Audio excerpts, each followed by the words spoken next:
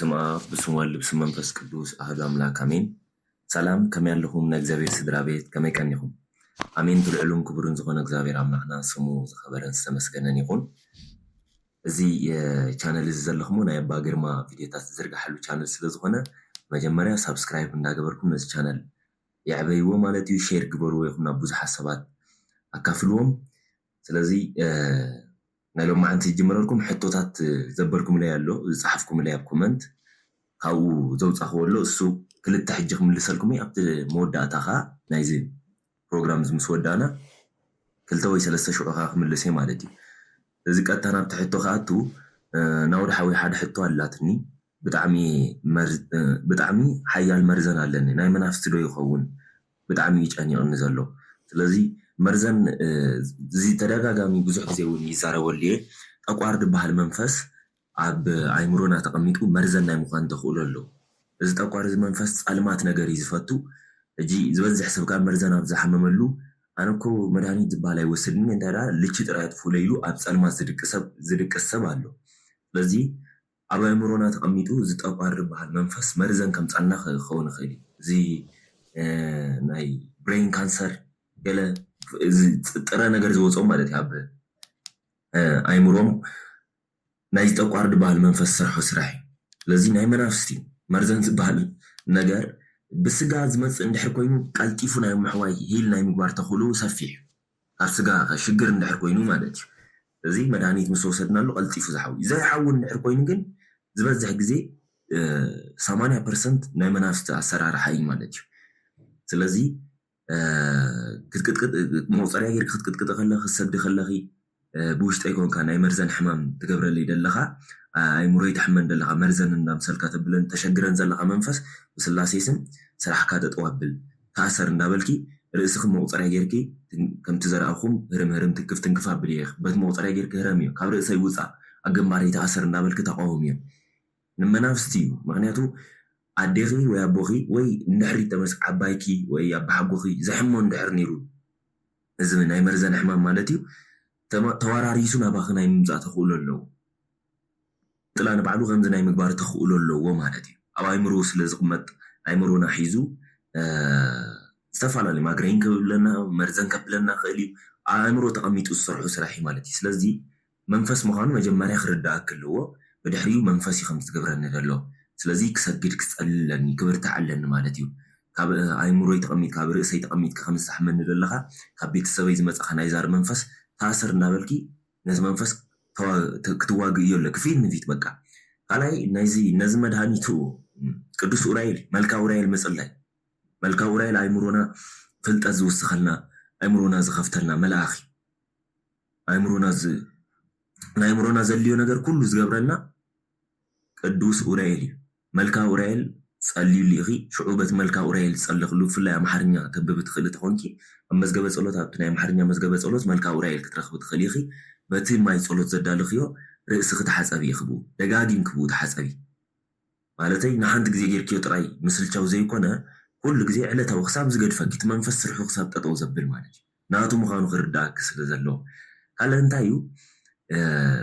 قدوس قربان تقبل من حرقونكي وي زقبل سب تفلت ان حكمك ابزوري اخي تكساب حج زي تقبلكي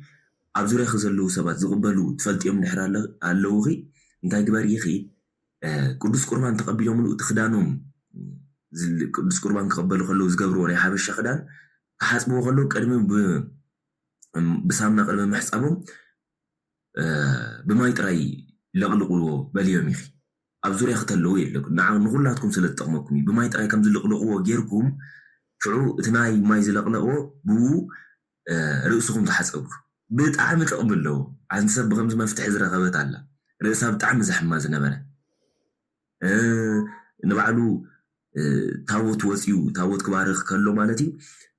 سعر مشين تصفليو ستي قبروا لي مش بتست جيرو عجنبار عسيرو مرزن زقدفو سبالو مرزني منافستي بقى لككم مسغبره سم فيديو يخيت منفس وي يسر وي وصي يخي اذا خمس جيركنات منفس تواغي يتخليخ جن اي منافست اسرار حي بس في حزب لها بخلي غزي خمصلي مالتي نم تزقصل كلا يحطو خير كله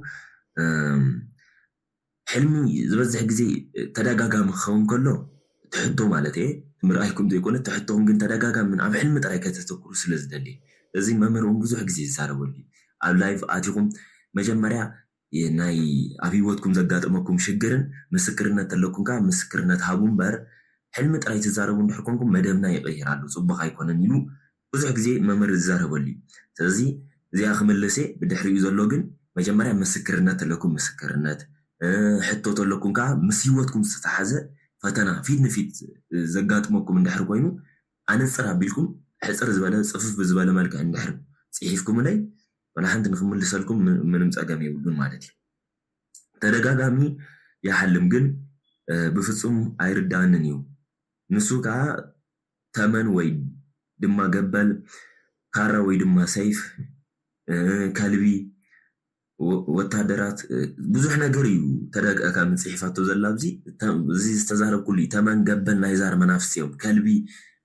نايزار منافسي بحل منا خلب زقوينا تمن كنخسنا قبل كوحت أنا زبل نحر كوينو كابونا كابدينا كبيت سمنا زمصة ناي بيت سب نايزار منفس علوه مالتي سو مالتي وتادر بحلمي وتادر بوليس مالت سحلونا ملاخي وتادر تدق أكمل حد سرع يقوينا مو وتادر كدحننا بوليس كدحننا نرى ندحر كوينا حلاونا ملاخي زبزح جزي زحلونا ملاختي بوتادر ب بوليسيوم زقلصو ترجم غاغمي أنا سرقم كوي كنا ممر زمهارو تمرتيزي كومو دما حدا عركي صغري كلاس يعني حليمة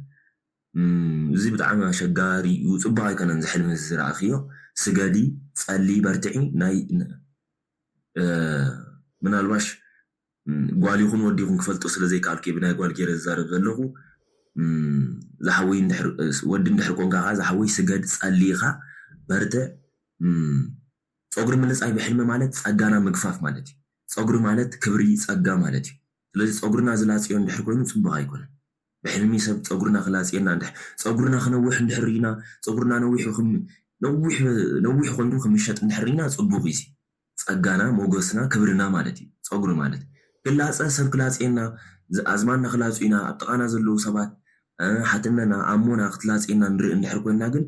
صبغ አይኮነ ናይቲ ሰብ ንፈልጦ ندحر كوينا شم ناي كريستنو ناي قش سمو صحيفنا نسجدلو زي نفلط ندحر كوينا شم كريستنو خا شمو تني علماو شم صحيفنا نسجدلو كاوز مصخه منفس بسلاسي سم تاسر እንዳበልና ክንቃወመው ለና ጽባህ አይቆነን በህልሚ ሰብ ጮግርና خلاص ይልና ማለት እዩ ጾግሪ ጸጋ ክብሪ ማለት እዩ ስለዚህ ናብቲ ናይ ሎም አንቲ መደምና ትምርትና ካአቱ ከለኹ እዚ ትምርቲ ዝኻ ብጣዕሚ ብዙሕ ነገር ንማሃረሉ ዝሓውና ኣብ ኤርትራ ዝዓበዩ أبونا مالتي أبونا بزح نجار نمهر اللي سلزقنا سمود داتا خاتات اليوم حتى هم سميعهم ترى هيتغيدوا تملست مليس لكم خون تصفى جبر مليس غام مود داتا خا زمن اللي صحته تطلو زي channel جزء سبسكرايب نجبركم عبي وياكم شير جبر وياكم كله تتقمكم نقول لا تني بعبي نعاكمي تتمرت السوق سمعوا غلهم كابت زمتكم فتناتات ما شرود نقومكم هذا النجار زي لك أبغى نجيزمت أنزلنا لكم ندافلتكم ونداترداكم زخيل سلزقنا تتغمي نعاهمي بعبيو لذي سبسكرايب جورو شير جورو ياكم سبوا زحون كفلتوا سلزلوا مالتيو نفتي فيديو خوص لكم ستاسك أيون ورحلة أهو كتولد جزيو جمر ياسك أيشوالو كتولد جمرو أهو كتولد جمرو ياسك أيون كمان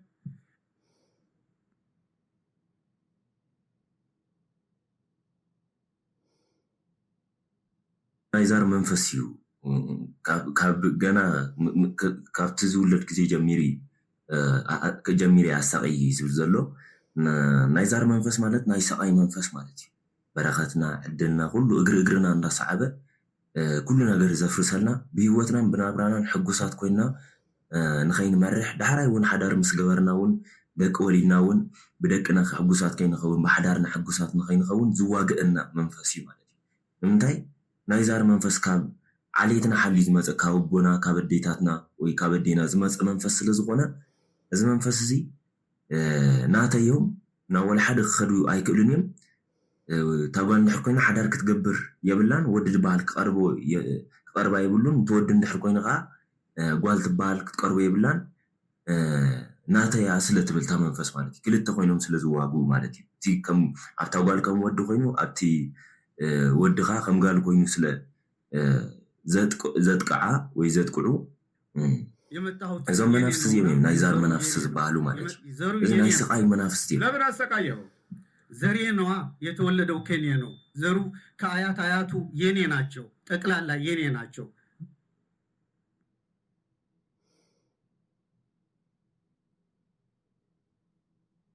ሳቂኻ ይኽብሉ ከለዉ ናተዮም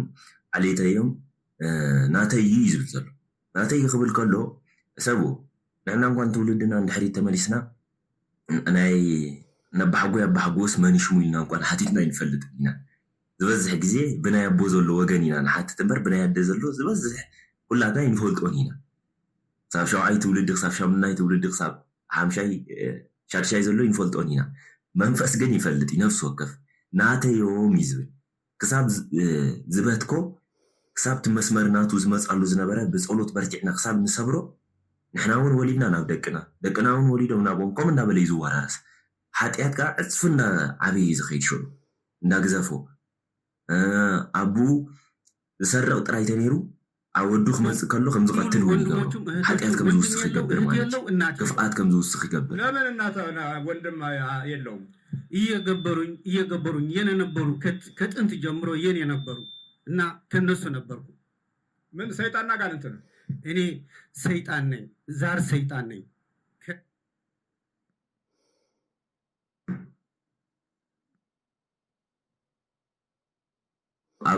ኣሕዋቱ ኩሉ ናተዮም ወላ ሓንቲ የብሉን ሕጂ ይዝብል ዘሎ ሓዊ የለ ገለ የለ ናተይ ስለ ዝኾነ እዮም እዩ ዝብል ዘሎ ናይ ዛር ዲኻ ኣጋንንት ዲኻ ሰይጣን ዝብሎ ናይ ዛር ሰይጣን ኢሉ ተመልከቱ እንዲህ ነው የተወለድ ነው አይም አሁን እናንተ እዚህ ስለምትሰሙ ኣብ ዲዩ ዝመፀ ናይ ዛር መንፈስ አንዳንድ መንፈሳዊ ጠብታ ሊኖራችሁ ይችላል ግን እንደዚህ የማይሰሙ ድድር ያሉ ያጋንንት ልጆችነትን አልፈው ዲያብሎስን ሙሉ በሙሉ የሚወክሉ ብዙ አሉ በዚህ ከተማ ውስጥ በጣም ብዙ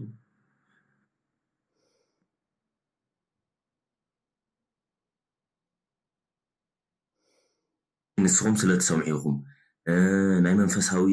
ንእሽተይ ጥብ ትብል ነገር ኣብዚያ ዝረኸብኩም ስለዝሰማዕኹም ንስኹም ክርዳእኩም ይኽእል እየን ዝብል ዘሎ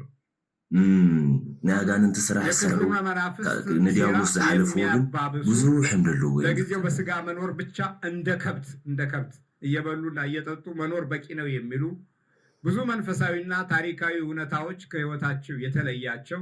እርግማንን ከነሙሉ ኃይሉ አሁንም ለመያዝ ነገም ለማስተላለፍ የተዘጋጁ የምቀኛ ዘሮች በጣም ብዙ ናቸው እንዲህ ባለ ሁኔታ ውስጥ መልካም ትውልድ ይኖራል ብሎ መገመት አስቸጋሪ ነው እናንተ እንዲወጣላችሁ ነው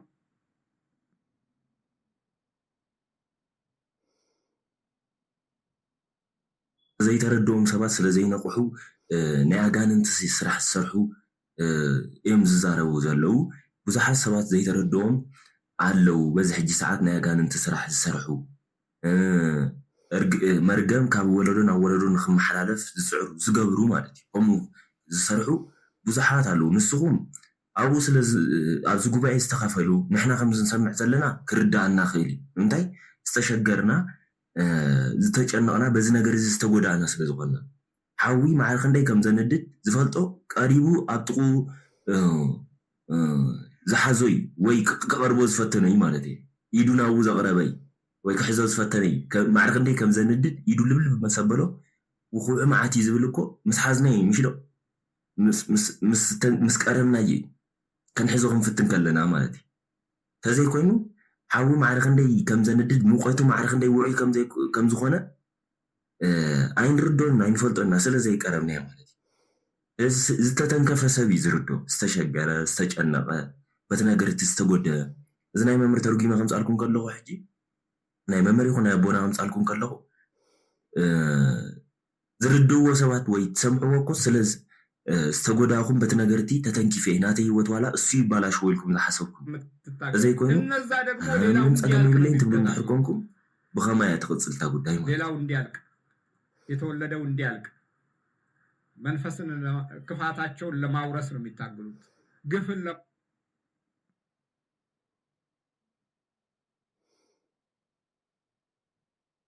منافستن خطوصيكم تسعروا لازم منفس كاوشتكم نخوصالكم يكم تسعروا نتيوم كا كفات تنقل ناتولد نخم حلالف ايم زسعروا انتاي ابو ما كفات لا تنقل سلازخونه ዲያብሎስ የሰው አካል ቁራጭ የሚፈልጉ ሰዎች እንዲወለዱ ነው የሚታገሉት ስለዚህ ክፉ ነው አሁን የሚወለደው ደህናው አልወለድ ብሏል በክፉ ስለሚወለድ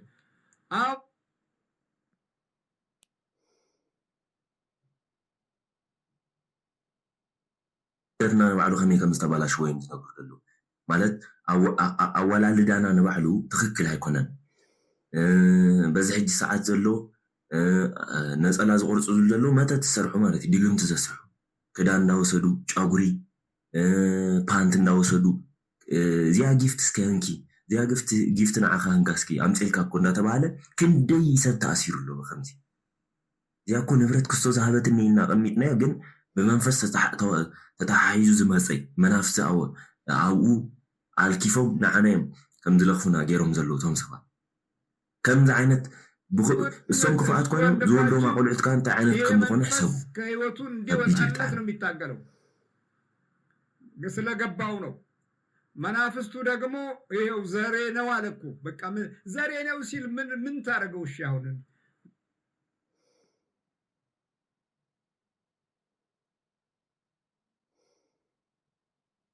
ዛውና ሕጂ መን ተመናፍስተ ውሽጡ ንኽወፁ ይፅዕር ደሎ ዝዋጋ ዘሎ ክወፁሉ ዝዋጋ ደሎ መንሱቱ ውሽጡ ዘሎ መንፈስ ካታ ይብላሎ ዓሌተዩ ናተዩ ይብላል እዚ ዓሌተዩ ናተዩ ምሕሪሉ እንታይ ትገብሩ ወይ በምን አይነት ሳይንስ ነው አሁን እንደው ልትረዱ የምትችሉበት ነገር ሌሎች ሊረዱ የሚችሉበት ሁኔታዎች በዚህ ዘመን ውስጥ በጣም አስቸጋሪ ነው እና አብረን የተወለድከው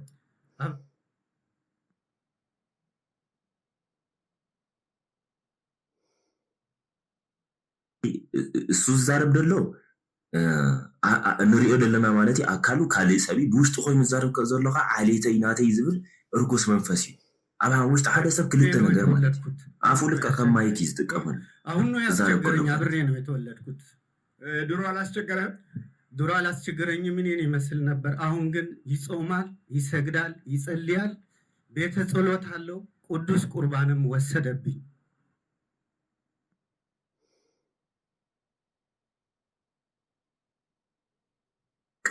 ወዳታ ናይ ክርስትና እዚ እዚ ቅድሚ ሕጂ ናተይ ነይሩ ኢሉ ሕጂ ግን አሸጊርኒ ስለሰግድ ስለጸሊ ስለጸውን ቅዱስ ቁርባን ስለዝቅበል ማለት እዩ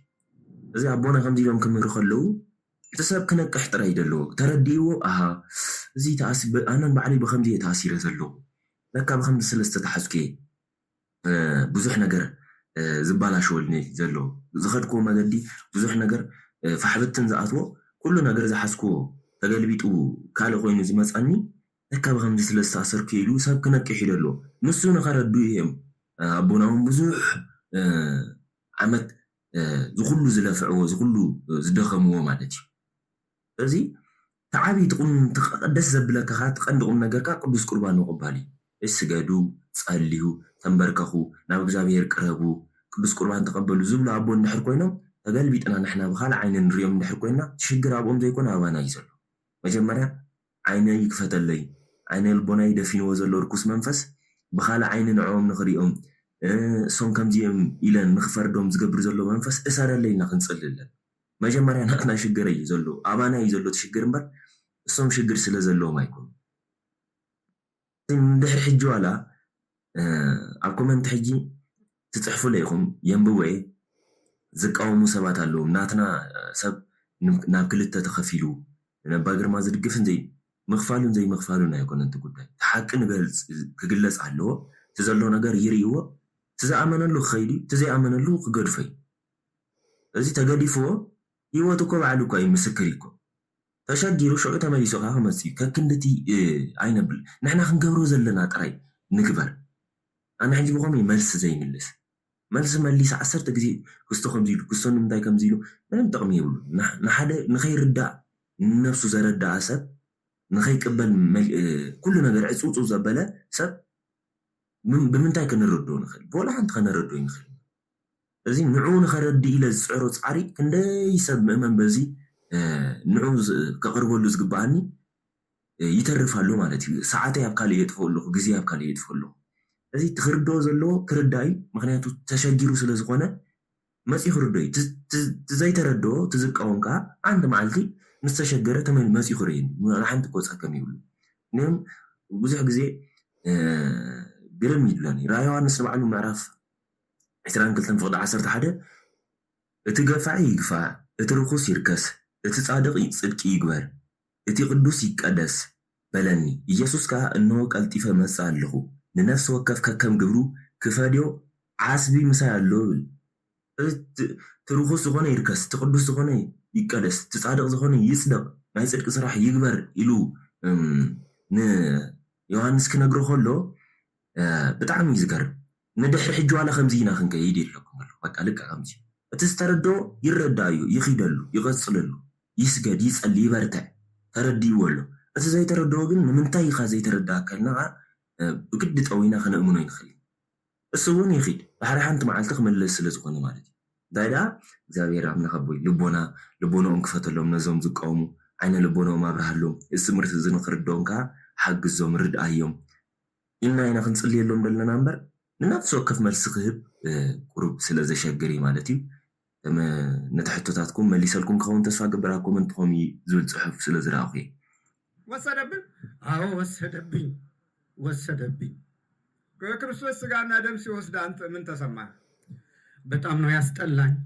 ነው ያስጠላኝ ከልጁ ነው የሸሸሁት በጣም ነው ያስጠላኝ ለምን ነው ቅዱስ ቁርባን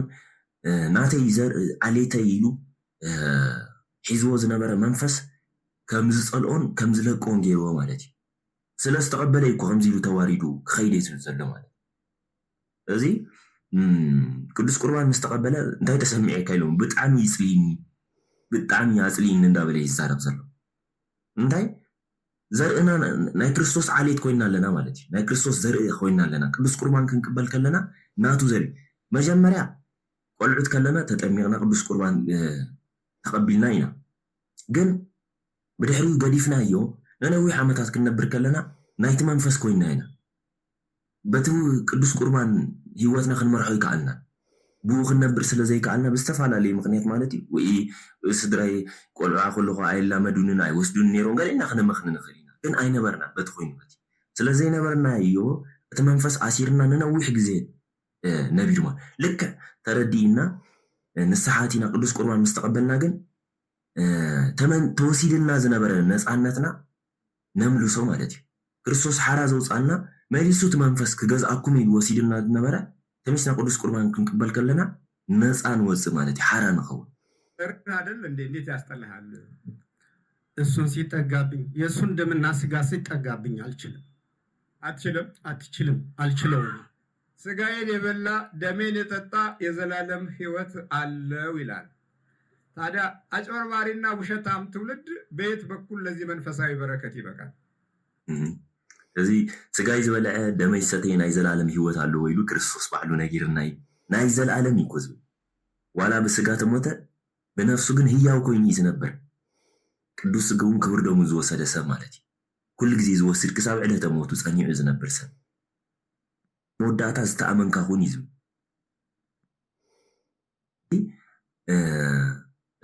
እሶም ዝብልዎ ደሎ እዚ ናትና ወለዶ ግን ሓሳቡን ኣጭበርባርን ዝኾነ ወለዶ ከመይ ገይሩ ናብ ዝበረኸት እዚ ተኸፋሊ ክኸውን ይኽእል ንምንታይ ብኽፍኣት ብተንኮል ዝተዋሓጠ ስለ ዝኾነ ናብ ቅዱስ ቁርባን ሂወት ክመፅእ ኣይክእልን እዩ ኣይሰማምዑን ብውሽጡ ዘሎ መንፈስ ብሎክ ይድገብር በቃ ገና እንዲኸል ኣለኻ ሕጂ ከመይ ጌርካ ክትቅበል ገና ብዙሕ ትስዕስዕዮ ብዙሕ ትኸድዮ ብዙሕ ትርእዮ ነገር እኮሎ ገና ብዙሕ ዘይረኣኸዮ ነገር ኣሎ ጅሙ ክትቅበል ይብልካ ገና መንእሰይ ከለኻ ሕጂ ክትቅበል ዝብል ብውሽጢ ስብከት ነዚ ስብከት እዚ እሱ ናይ ዲያብሎስ ስብከት ማለት እዩ ልክዕ ከምቲ ኔዋን ሰባኻ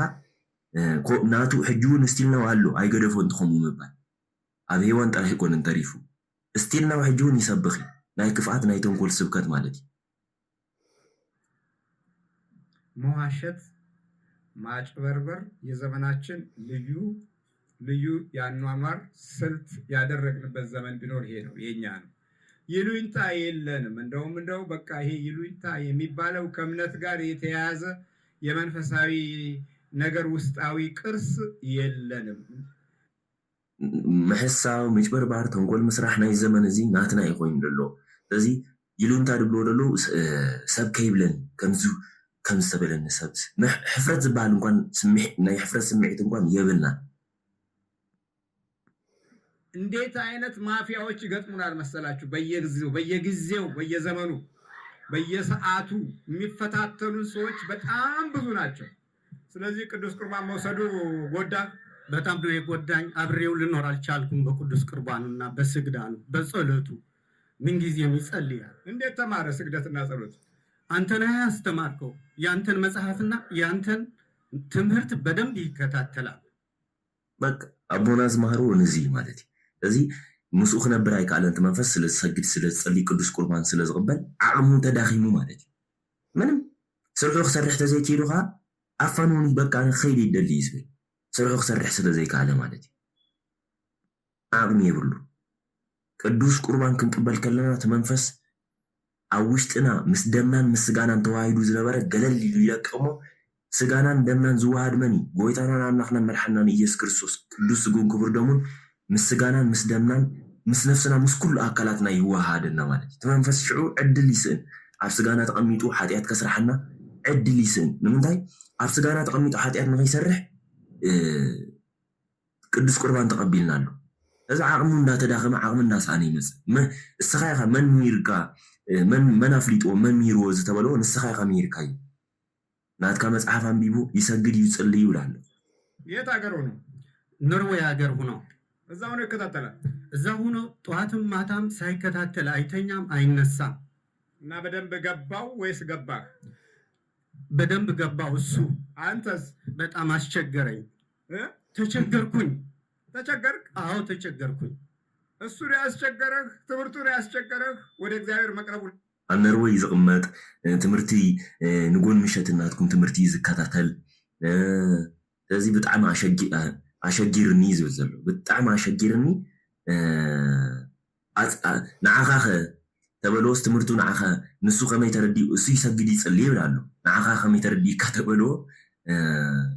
ብጣዕሚ ኣፅሊኒ ኣሸጊርኒ ይብላል። ወደ እግዚአብሔር መቅረቡን አስቸገረኝ። ቀረበ ቅዱስ ቁርባኑን ወሰደ። በትጋት ተከታተለ። አስቸገረ። አዎ አስቸገረኝ። ነቃብኝ። በደንብ ነው የነቃብኝ። ቤቱን ዘግቶ ይጸልያል። ከማንም አይገናኝም። በጸሎት ጊዜ አስቸገረኝ። ይሄም ያስቸግራል መዝጋቱ። በጣም ነው የተቸገርኩት። አዎ ቅዱስ ቁርባን እናወሰደ ስለዘዳኽሙ ምንም ዓቕሚ ከምዘይህልዎ እዩ ገይሩ። እዚኣ ገዞ ዓፅዩ ይፅልይ ምስ ማንም ሰብ ዝበሃል ኣይረኸብኒ እሱ ዲሞ ሸጊርካ በቃ እዚ ኣሸጊርኒ ብጣዕሚ ተባሪኹ ማለት እዩ። ክሳብ መወዳእታ ፀኒዕና ምንባር ነዚ ይጠቕሙ ጅምር ግድፍ ዘይኮነስ ክሳብ መወዳእታ እዝናዮ ጥበቅ ኣቢልና ማሓዝ። ልክ እንደ ቤተሰብ ነው የምታወራው። ልክ እንደተጎዳህ ታወራለህ። ላውራ ይበለ የኔ እኮ ነው የኔ ነው ዘሩ ማንዘሩ ከላይ በእናቱ የኔ ነው። በእናቱ በኩል የኔ ነው። ወንድም የለው፣ ሴት የለው፣ እህት የለው፣ ወንድም የለው፣ እናት የለው። የት ሀገር ነው የተወለደው? የተወለደው ብጣዕሚ ይገርም እኮ እዚ ልክ ኣብ ልዕሊኡ ኮንካ ልክ ከም ቤተሰቡ ዝተሸገረ ኮንካ ኢኻ ትዛረብ ተበልዎ ናተይ እኳ ናተይ ዓሌት እኮ ብናይ ኣዲኡ ወገን እዩ ዝብል ዘሎ። ብናይ ኣዲኡ ወገን ካብ ኣዲኡ ዝመፀ መንፈስ ስለዝኾነ ብናይ ኣዲኡ ወገን ናተይ ዓሌት ይብላ ኣሎ። ኣደ የብሉ፣ ሓዊ የብሉ፣ ሓፍቲ የብሉ እዩ ዝብል ዘሎ። ኣበይ ተወሊዱ ተበልዎ? ኣብ ኣስመራ ነው። እዛ አስመራ ከተማ ውስጥ? እሺ አስመራ ነው የተወለደው እና ቤተሰቦቹም እዛ አስመራ ነው የተወለዱ መንደሩ። ኣስመራ ተወሊዱ ክብል ከሎ ናቱ ህይወት ወይ ናቱ ላይፍ ጥራይ ንርአ። ኣብ ኣስመራ ልክዕ ከምኡስ ኣባናስ ክንደይ ሰብ ከተኣሲሩሉ ብከምዚ ማለት እዩ። ኣብነት ማለት እዩ ሓደ ኣብነት እዩ። ክንደይ ሰብ ዘይነቅሕ ብከምዚ ዝተኣሰረሉ ክሳብ ዝርዶ ክሳብ ዝነቅሕ ብመናፍስቲ ተኣሲሩ ክንደይ ዝሳቀ ሰብ ኣሎ ዝሽገር ሰብ ኣሎ ኣብ ነፍሲ ወከፍ ከተማታት ዘሎ ማለት እዩ እዚ ንሓደ ሰብ ንግለሰብ ጥራይ ኮና ንክርድ ኣለና ምናቱ ሽግር ውሽጢ ቤተሰቡ ክንሓስቦም ኣለና ከባቢኡ ከመይ ሽገር ኣሎ ክንሓስቦ ኣለና ካብ ከባቢኡ ሓይፉ በሃገር ደረጃውን ከመይ ሽግር ከም ዘለውን ክንሓስቦ ኣለና ማለት እዩ አብረህ ዝም ብለህ ተወለድክ አዎ ትገበር ነበር አዎ ይገብሩኝ ነበረ ምንድን ነው የሚገብሩ ጠጅም ይገበርልኛል ሌላም እርድም በግም ሌላም ይገበርልኛል ጠጅ ደግሞ ትጠጣለህ እንዴ አዎ አዎ ግብሪ ይግበረልካ ነይሩ ተበሎ ወይ ይግበረለኝ ነይሩ በጊዕ ገለ ይሕረረለኝ ነይሩ ጠጅ ዝብሎ ዘሎ ሜስ ማለት እዩ ሜስ ሰትሪ ሓሳብ ኣሎ ሃደው ሰቲ ይብላሉ እቲ መንፈስ ማለት እዩ ግብሩ ተባሂሉ ዝግበረሉ ንዑ ዝነበረ አዎ አዎ እንግዲህ ይሄንን ይመስላል እንግዲህ አብሮ ይወለዳል የሚለው ነገር ላይ ትልቅ ትኩረት ለመስጠት አልፈለግንም ምክንያቱም ራሳችንን ንጹህ ስለምናደርግ ነው እንደዚህ ከምዚ በሓንሳ ይውለድ እዩ ክበሃለና ከሎ ብዙሕ ግዜ ኣይንግደሰሉን ኢና ንምንታይ ገዛ ነፍስና ከም ፃድቕ ጌርና ስለንወስድ ነፃ ከም ዝኾንና ምንም ከም ዘይብልና ሽግር ከም ዘይብልና ጌርና ስለንወስድ እዩ በቃ የመናፍስት ትውልድ መናፍስቶች ይሄን ያህል የመግዛት ችሎታቸው በረቀቀ ስልት ውስጥ ታሪካዊ የሆኑ የአኗኗር ባህሎችን ሁሉ ይካፈላሉ በእምነት ውስጥ ደካማ ሆነህ በባህል እንድትኖር ያደርጋል ባህል ብቻ ባህል የባህል ኑሮ የባህል አብዮት የባህል ኑሮ የባህል ጠባይ የባህል ምግብ የባህል ልብስ ተከትለ ብቻ እንድትኖር ካብ እምነት ወፂና ናይ ባህሊ ሰባት ጥራይ ከም ንኸውን ናይ ባህሊ መግቢ ናይ ባህሊ ኣከዳድና ናይ ባህሊ ዘሎ ነገራት ባህላዊ ዝመስል መልክዕ ግን እምነትና ምንም ኣብ እምነትና ከይተገደስና ብባህሊ ጥራይ ከም ንነብር እዩ ዝገብረኒ ታመልክ ይጠነቀቃል በሃይማኖት ውስጥ ያሉ በረከቶች ውስጥ እንዳትካፈል ይፈልጋል ለዚህ ነው ወደ መንፈስ ዘርነት የተለወጥ ነው ለዚህ ነው በኑሮ በኢኮኖሚው ምን አረከው በኢኮኖሚ ገንዘቡን ቡኩን አረኩት ገንዘቡን ቡኩን አረኩት ምን ያህል ገንዘብ አባከንክበት በጣም ብዙ ነው ግማሽ ሚሊዮን ሊሆን የሚችላል በአሁኑ ጊዜ ግማሽ ሚሊዮን የሚሆን በዚህ ዓመት ብቻ አዎ ይባክናል እሱ ይሰራል ጎበዝ የስራ ሰው ነው እኔ ግን ገንዘቡን አባክነዋለሁ እዚ ናይ ዛር መንፈስ ከሎ በረከት ከመይ ጌርና ክንረክብ ንኽእል ከቢድ እዩ ብጣዕሚ እዚ ፍርቂ ሚልዮን ዝኸውን ገንዘቤ ኣጥፊኡሉ እዩ ዝብል ዘሎ ምንም ይሰርሑ ንፉዕ ይብል ኣሎ ግን በረከት የለን ምንታይ ካብ ብባህሊ ብዝመስል መልክዕ ሃይማኖታዊ ዝኾነ ናይ ሃይማኖትና በረከት ንኸይንካፈል መንፈሳዊ በረከት ንኸይንረክብ ባህልና ጥራይ ኣኽቢርና ከም ንኸይድ ስለ ሃይማኖትና ምንም ግዲ ከም ዘይብልና ገይሩ ከመይ ከም ዝቁልፈና በዓላት ክመፅእ ከሎ ኣውደ ዓመት ክኸውን ከሎ ከማና ዝኽብር ሰብ የለን ነፀላና ተኸዲና ናይ ሓበሻ ክዳንና ተኸዲና ድምቕ ኢና ንብል ናይ ሓበሻ ክዳውንቲ ተኸዲና ብጣዕሚ ኢና ንደምቕ ሽዑ ግን ስለቲ በዓልቲ ስለቲ ኣውደ ዓመት ስለምንታይ ዕላማ ይኽበር ከም ዘሎ ትርጉሙ እንታይ ምዃኑ እንኳን ከምዘይ ንፈልጥ ገይሩ ካብቲ በረኸት ንኸይንካፈል ብባህሊ ጥራይ ከም ንነብር ይገብረኒ እዚ ናይ ዛር መንፈስ ስለዝኾነ በረከቱ ንባዕሉ ከመይ ከም ዝዋግወረ እዩ እንዴት አድርገህ ታባክርበታል አይገባውም እንዴት እንደሆነ አይገባውም እሱ አይገባው አዎ አይገባው አንተ ስታባክሩ እንዴት ነው የምታባክር ለሌላ ሰው እንደሚያስተላልፈው በብድርም በሌላም መልክ አደርጋለሁ ከዛ ታስረሳዋል አዎ ከመይ ጌርካ ኢኻ ተባክነሉ ተበልዎ ንዑ አይርድኦኒ ይብላሉ ንዑ ይርድኦኒ ስኻስ ከመይ ጌርካ ኢኻ ተባክነሉ ገንዘቡ ንካልእ ሰብ ከም ዘለቅሕ ከምዚ እንዳገበረ እቲ ናይ ዛር መንፈስ በረከት ከም ዘይብልወና ምንም ኣብ ዘይብልና ሰባት ካልኦት ሰባት መፂኦም ኣለቃሕና ኢሎም ከም ዝሓቱና እንዳገበረ ፀገም ይብሉን ህንካ ክንብል ንዓና ባዶ ይተፈና ተገልቢጥና ንሕና ገንዘብ ነይርና ደሞዝና ተቐቢልና ኣለቂሕና ተገልቢጥና ኣለቁሕን ከም ንብል ይገብረና ብዝተፈላለየ መገዲ መልክዕ ገይሩ ገንዘብና ከም ንወፅእ ደቅና እንዳሕመመ ደሞዝ ተኸፈልናዮ ሕጂ እውን ሕክምና ክንዘውር ናብቲ ሓደ ሕክምና ክንከይድ ገንዘብና ከም ንውዲ ይገብረና ወይ ታሽሙ ፋኒ ምዝንጋዕ ከም ንፈቱ ወፂና እስኪ ንዛናጋዕ እስኪ ገለ ሓደ ክልተይና እስኪ ንምፃእ እንዳበለ ከምኡ እንዳበለና ማለት እዩ እንዳውፀእ ብዙሕ ገንዘብና በረከት ከም ዘይልዎ ሲኢሉ ከም ዝፈስስ ጥራይ ዝገብሮ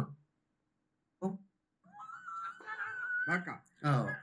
አሁን ሸኙን በቃ እንሂድ። መሄድ የፈለግኩት አዎ መሄድ ነው የፈለግኩት። ይህን ሰው አይሆነኝም። እቤቱም ጸሎት አለው፣ የጸሎት ቦታ አለው። እኔ ዘበኛ መሆን ቤት ዋርዲያ ኸውን አይደለን ያብገዙ በቃ አፋኑን ይዱለሎ። ስለዚ ታይ እዚ ማዕረኽ እንደይ ብጣዕሚ ስለ ዝበርትዒ መንፈስ ክንደዚ ተበርቲዕና ማዕረኽ እንደይ ከም ዝፀልአና ረዩ ከይዲ ምንም ምስ ወላ ሓንቲ ጉዳይ የብለኝ ይዝብል ዘሎ አፋኑን ኣነ ናይ ገዙ ዋርዲያ ኸውን አይደለን ክሰርሕ ስለ ዘይከኣለይ ዋርዲያ ገይሩ ነብሱ ዋርዲያ መቸም ሓላዊ ጥራይ እምበር ወላ ሓንቲ ኣይገብርን ይኸው ዝሓለፈ ይሕሉ ጥራይ እዚ ሓላዊ ኸውን እዚ ግን ክፉእ መንፈስ እዩ ሓላዊ መልኣኽ ማለት ኣይኮነን ግን ስርሑ ክሰርሕ ስለ ዘይከኣለ ስለ ዓቕሙ ስለ ዝተዳኸመ ስለ ዝተኣሰረ ማለት እዩ ምንም ክገብር ኣይከኣለን አልፈልግም እና ልቀቁኝና ልሂድ። ዘበኛ ሆነ? አዎ ዘበኛ ነኝ። ቤቱን መግባት አልቻልኩም። የጸሎት ቦታ አለው፣ የጸሎት ጊዜ አለው እና ውጭ ትቀራለህ ቅዱስ ቁርባን ሲወስድና ሲጸልይ። በጣም ልክ እንደዛ ነው እና ይሁን ከዋርዲያ ኣብ ገዙ ጸሎት ቤት ስለ ዘለዎ ቅዱስ ቁርባን ክወስድ ከሎ ኣብ ደገ ዲኻ ትኸውን ብሎ ኣብ ደገ በቃ ዋርዲያ ኮይኑ ገዙ ከኣቱ ይከኣልኩን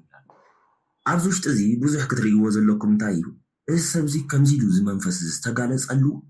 ዝተፋነወሉ እንታይ ስለ ዝገበረ እዩ ቅዱስ ቁርባን ስለ ዝተቐበለ ጸሎት ቤት ኣዳልዩ ስለ ዝሰገደ ስለ ዝጸለየ ማዕረኽ እንደይ ከም ዝበርትዐ እንሪኤሉ እዩ እዚ ቪድዮ እዚ ስለዚ ኣነ ኸስ ከምዚ እንድሕር መርቲዕ እግዚኣብሔር ዋላ እኮ ንዓይ ኣብ ጥቓይ እኮ ዘሎ ክረድኣኒ እኮ ይኽእል እዩ ኣነ ሰኒፈ ኣነ ሓሚቐ ዘለኹ እምበር ኢልና ክንትስኢና ዘለና ስቴፕ ዋን ምስ በልና ቱ ስሪ ከም ንብልካ እግዚኣብሔር ድፍእ ኣቢሉ ይሕግዘና ታሲርና ኮፍ ኢልና ግን ጥራይ የብል እንድሕር ኮይና ከንፈርና መጢጥና ጥራይ ንሓልፍ እንድሕር ኮይና ምንም ትርጉም የብሉ ነገርኩኝና ሸኙኝና ልሂድ። መሄድ ይሻለኛል። አይበጀኝም። እሱም አይመለስም ከእንግዲህ የእግዚአብሔር ሰው ሆነብህ። አዎ ንገራቸው ለነሱ። እኔ አልፈልገውም። ይህንን ሰውዬ ማየት አልፈልግም። ከዚህ ሰውዬ ጋር መኖር አልፈልግም። የጸሎት ቤት አለው፣ ቅዱስ ቁርባንም ወስደዋል፣ የጸሎት ስነ ስርዓትም አለው እና በረኛ መሆን አልፈልግም ከቤቱ እና መሄድ ነው የምፈልገው። ለሌሎቹ አንተ ሰይጣን ጋር ነው። እኔ ሰይጣን ነኝ። እሺ እዚህ ውስጥ ለተደበቁት ሰይጣን ምን ትላለህ? መልእክት ምን ታስተላልፍ? እዛ ገዙ ዋርዲያ በረኛ ማለት ቦርቴለ ማለት ትርጉም ከሎ ከምኡ ከውን አይደልን በቃ ቅዱስ ቁርባን ተቀቢሉ ጸሎት ቤት ኣዳልዩ ናይ ጸሎት ስርዓት ኣለዎ በቃ ምን ሰብ ዚ ካብ ዳሕ ሕጂ ክነብር አይደልን ናብ እግዚአብሔር ተጸጊዑ ካብ ዳሕ ሕጂ እሱ እውን ኣይመለስኒ ኣነ እውን ምስኡ ክነብር አይደልን ዝብል ዘሎ ስለ ዝበርትዐ ማዕረኽ እንደይ መሪ ኢልዎ ይዛረብ ዘሎ ዓሌተይ ናተይ ዘርአይ ዝብል ዝነበረ ቆኒ ዝብል ነበረ ስለ ዝበርትዐ ግን ከም መስመር ምብታኽ ማለት እዚ ማለት እዩ በቲኽዎ ሕጂ እንዳጸለየ እንዳሰገደ ቅዱስ ቁርባን እንዳተቀበለ ዝወለዱ ቆልዑት ዝተባረኹ ቆልዑት እዮም ዝኾኑ ናይቲ መንፈስ ኣይኮኑ ናይ እግዚአብሔር እዮም ዝኾኑ። ባላችሁበት ቀጥሉ፣ አትስገዱ፣ አትጸልዩ ነው የምለው እኔ። አትስገዱ። ይሄ ራሱ መልእክት ያስተላልፍላችኋል። አየህ አላማውን እኮ አይስትም። አንተ ደከመኝ ብለህ ትተኛለህ፣ እሱ ደከመኝ ብሎ ስራውን አያቆም። ንስኻ ደኺሙኒ ኢልካ ትድቅስ፣ እሱ ግን ደኺሙኒ ኢሉ ስርሑ ጠጠው ኣይብልን። እንታይ ትመክር ኢሎም ክሓትዎ ከለዉ ቅዱስ ቁርባን ከይትቕበሉ ኣይትስገዱ ኣይትጸልዩ ስርሑ ይገድፍን እዮም ዝብሉ። ንስኻ ግን ደኺሙኒ ኢልካ ኢኻ ትድቅስ እዮም ዝብሉ። ትሰማላችሁ? አንተ ዛሬ ሮጫለሁ ከሚላኖ ሮማ ደርሼ መጣሁ ብለህ ፍንድስ ትላለህ፣ እሱ ፍንድስ አይልም፣ አንተን ፍንድስ ያደርግሃል። ጣጣ የለበትም። እንዲህ ያለ ስራውን አይተውም እኮ ገብረውም አይተውም፣ ሰተውም አይተውም፣ ሰክረህለትም አይተውም፣ አጠጥቶም አጭሰህለትም አይተውም። እሱ ምንም አይተውም።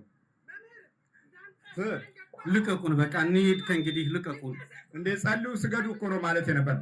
አይጸልዩ፣ አይስገዱ፣ አይረዳዱ። እያንዳንዱ ለየብቻው ለየራሱ ይኑር፣ ለየራሱ ይኑር፣ አይረዳዳ። አሃ እንደዛ ነው የምትለው? አዎ ካፒታሊዝም ሰይጣን ዝድግፎ አሰራርሓ እዩ ማለት ብግሉ ጥራይ ይምበርምበር ንንሕቱ ንከይተሓጋገዝ ንንሕቱ ንከይደጋገፍ በቃ ክትሓጋገዝ የብሉን ክደጋገፍ የብሉን መልእኽቲ ዘመሓላልፎ ዘሎ እዩ። ስለዚ ሰኺርናሉ ሲጋራ ሰቲናሉ ዋላ ሰኺርና መፂና ዋላ ግብሪ ገቢርናሉ ኣይገድፈናን እዩ ንብል ዘሎ ምንም ኣይገድፈናን በቃ ስኻ ደኺምኒ ኢልካ ትድቀስ ንሱ ግን ኣብዚ ደቀስከዩ መዓት ዘውርደልካ ማለት እዩ እንደዛ ነው የምለው። እሺ አሁን መሄድ ነው የምፈልገው። ሸኝ አይደለም እንደ ሀገርስ ኢትዮጵያና ኤርትራ እንዴት ነው? አንድ ይሁኑ አይሁኑ አይሁኑ ሰው የሚለውን እሱ የሚለዋል። እንግዲህ መጀመሪያ ሁሉ የሰራው ከም ሃገርስ ኢትዮጵያን ኤርትራን ሓደ ይኹና ዶ ኢሎም ሓቲቶሙ ኣይ ክኾን ኣይብለንን ኢሉ ይዛረባሉ። ስለዚ እቲ ሰብ ዝብሎን እቲ መንፈስ ዝብሎን ሓደ ኮይኑ ማለት ተራዳዲ ይሰርሕ እሱ ስለሆነ የሚለው እንዲህ ነው። በቃ አንድ አይሆንም አይሆኑም አይሁኑ ደግሞ ክርስቲያኑ አንድ አይሁን አይሁን ኧረ ይሁን አይሁን ስለ ሃገር ጉዳይ ኣይኮንኩን ኣነ ሕጂ ፖለቲካ ክብል ኣይደልኒ ካኣቶ እውን ኣይደልኒ ኣይምልከተንን እዩ እዚ ነፍሲ ወከፍ ሃገራት እንድሕር ኢኹሞ ግን ንኣብነት ጆርጅያ ምስ ራሻ ብጣዕሚ ተፋጠጥ እዩ ብጣዕሚ ሓደገኛት ኣሽሙፅል እዩ ዘለዎም 2008 2009 ይኸውን ከባቢ ንራሻ ክጥቕልልዎም ኢሎም ሓደ ክገብርዎም ኢሎም ወሪዶሞም ነይሮም ግን ኣይኮነን ጆርጅያን ራሻን ግን ኣይፋተውን እዩ ሕጂ ንባዕሉ ከቢድ ታሽሙ እዮም ጭራሽ ኣብዚ ሕጂ ዋንስ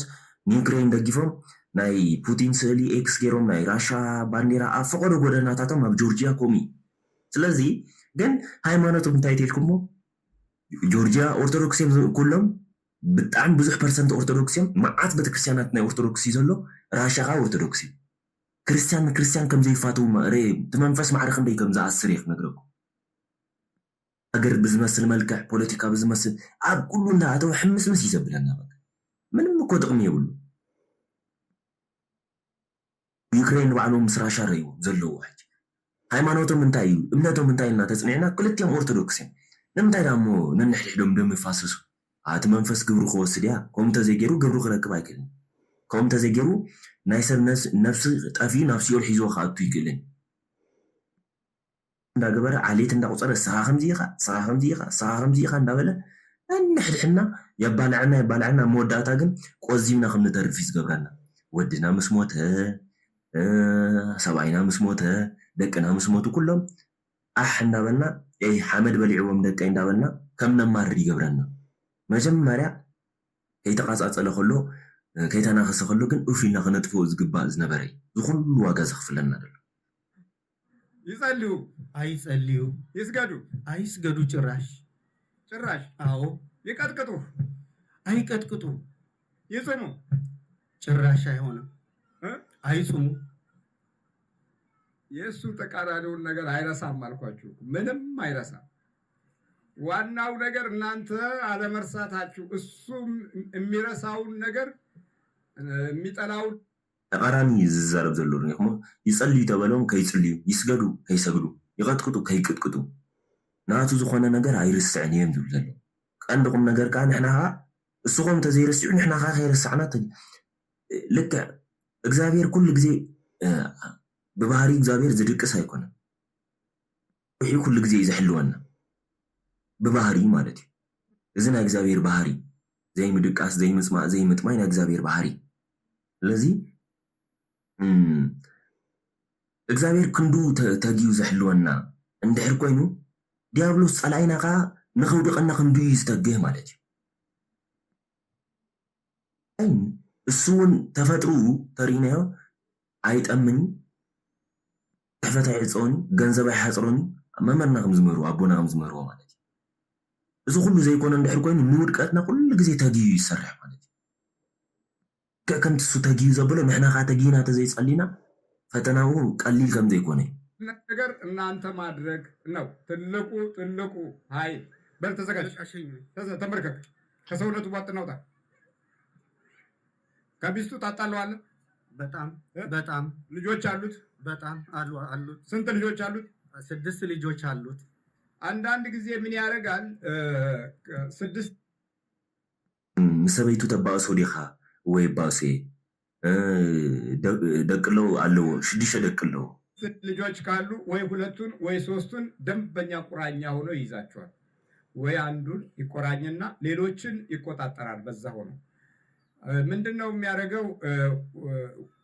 ትልቁን ከያዘ በኋላ ሌሎችን ደግሞ ይበላቸዋል እንደ ቡዳ ሆኖ ማለት ነው ያበላሉ አይነት ይለያያል። ወይ ትልቁን ጠጪ ሰካራም አጫሽ ያደርገውና ሌሎችን ደግሞ እንደዚሁ ደግሞ ያበላል። ተመሳሳሊ ሪሞ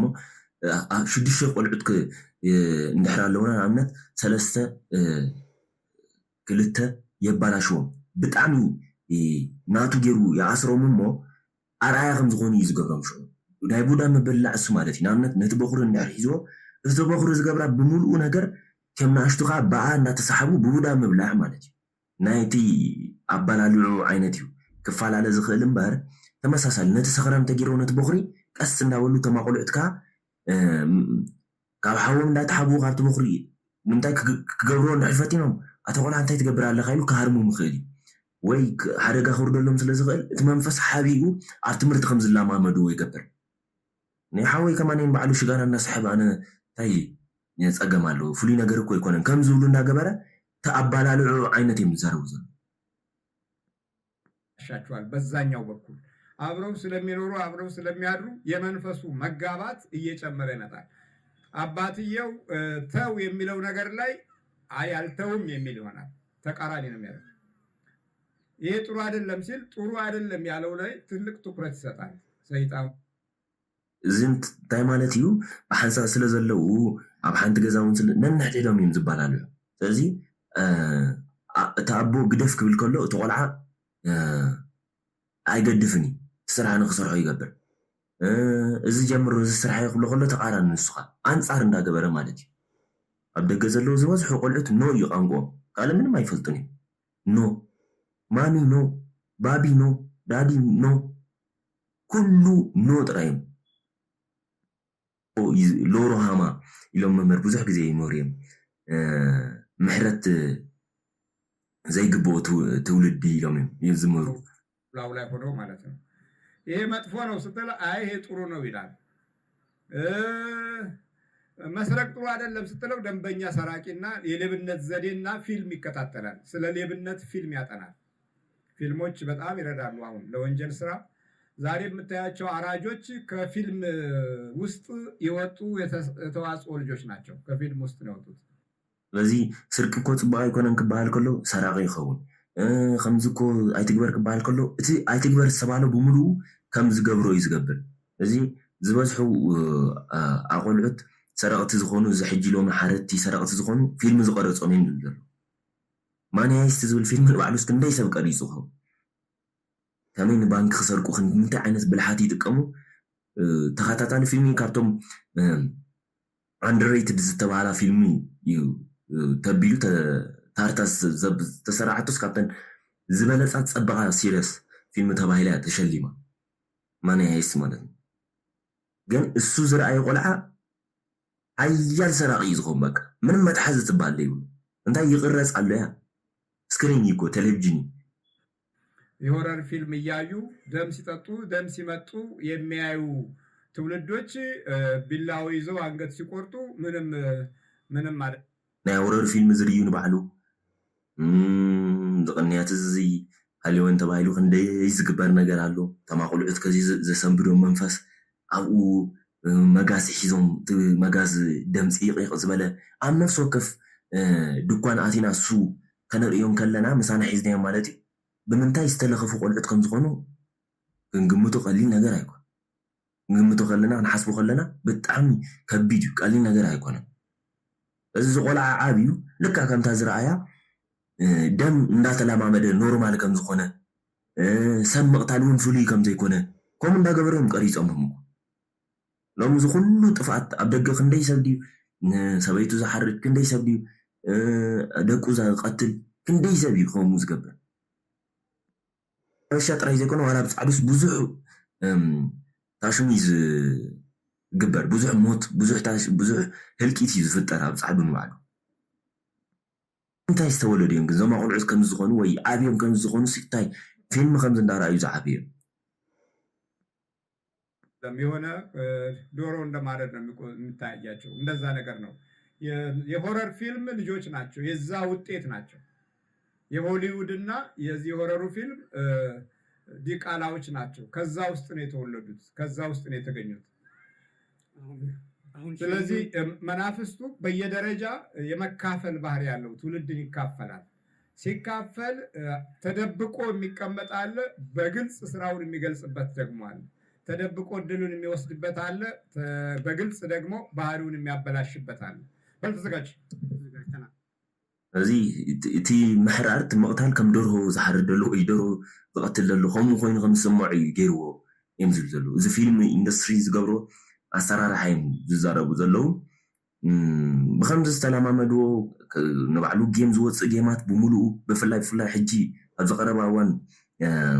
ዝወፀ ፊልም ጌም ኣሎ ኦንላይን እዩ እቲ ጌም ንባዕሉ ዝፃወቶ ዝበዝሑ ኣቆልዑት እዮም ዝበዝሑ ከማኒ ዝፃወቶ ፎርቹኔት እዩ ዝብል ተዘይተጋግየ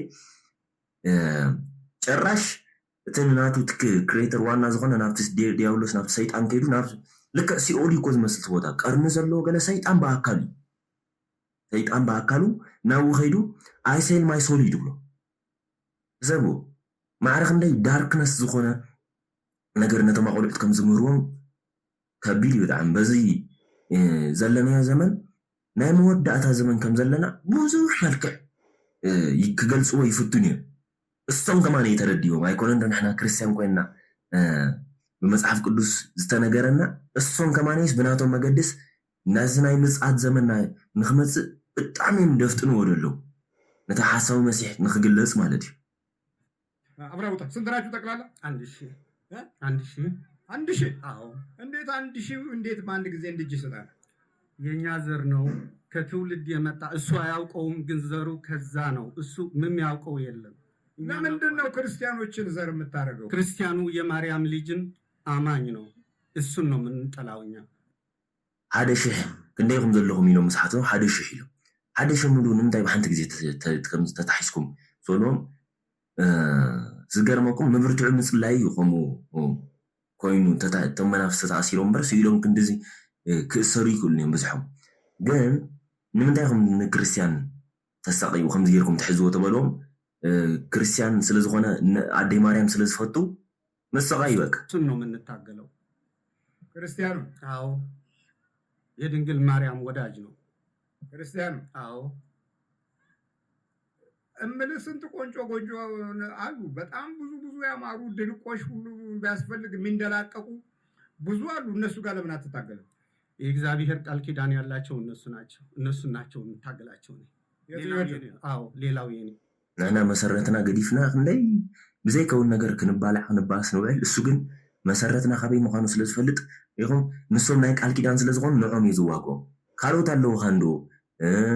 ፅቡቃት ዝኾኑ ገለ ተበልዎ ኣይ ምስ መን ከም ዝዋጋእ ስለዝፈልጥ መን ቃል ኪዳን ዘለዎ ስለዝፈልጥ ነደይ ማርያም ብቃል ኪዳን መልክዕ ተዋሂብና ኢና ብኸምኡ ኢና ሕጂ ዝበዝሕ ኣብ ናይ ሓበሻ ምድሪ ናይ ኣደይ ማርያም ቤተክርስትያን ብዙሕ ዘሎ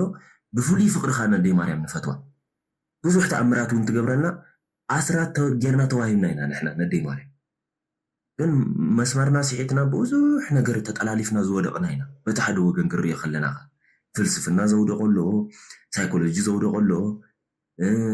ኤቲስት ኮይኑ ፓጋን ኮይኑ ካብ ሃይማኖት ዝወፀ ግን ብብዙሕ ነገር ኢና ወዲቕና። ከእግዚአብሔር ቃል ኪዳን ያላቸው እነሱ ናቸው። ቃል ኪዳን ያላቸው ነው የምትታገለው? አዎ። ታዲያ ምን ቃል ኪዳን አለ ክርስቲያኑ? አሁን ምን ቃል ኪዳን አለው? በአባቶቹ የመጣ የቃል ኪዳን አለው። በአቡነ አረጋውና በአቡነ ተክለ ሃይማኖት አለ። በዛ ይመጣ አለ። አንተ ነው የምታውቀው ወይስ ሰው ነው የሚያውቀው? እኔም አውቀዋለሁ፣ ሰውም ያውቀዋል። ከእናንተ በፊት ኢትዮጵያውያን የቃል ኪዳን መንፈሳዊ ዘሮች እንደነበሩ መናፍስቱ ያውቃል። ስለዚህ የኤሮፕም ሰይጣን የአሜሪካም ሰይጣን የምኑም ሰይጣን ሄዶ የሚታገለው እዛች ሀገር ላይ ነው። በርዕዮተ ዓለምም በመንፈሳዊ ጉዞም በአኗኗርም በባህልም ትተረማመስና ድራሽህ እንዲጠፋ የሚታገለው እዛች ሀገር ላይ። ቅድሜኹም ናይ ቃል ኪዳን ሃገር ምዃና ዝፈልጥ ናይ ሓበሻ ምድሪ ማለት እዩ እዚ ሰይጣን ይፈልጥ እዩ ቅድሜኹም። እዚ ናይ ኤሮጳ ሰይጣን ይኹን ናይ ኣሜሪካ ሰይጣን ይኹን ዝኾነ ጥፋት ከጥፍ እንድሕር ኮይኑ ውግኡ ዝኸፍት ኣበይ እዩ? ኣብ ምድሪ ሓበሻ መፂ ርኤት ዓለም ዝብሎ ዘሎ ሰውራ ማለት እዩ። ሰውራ ተባሂሉ ክንደ ሶሻሊዝም ኮይኑ ኮሚኒዝም ኮይኑ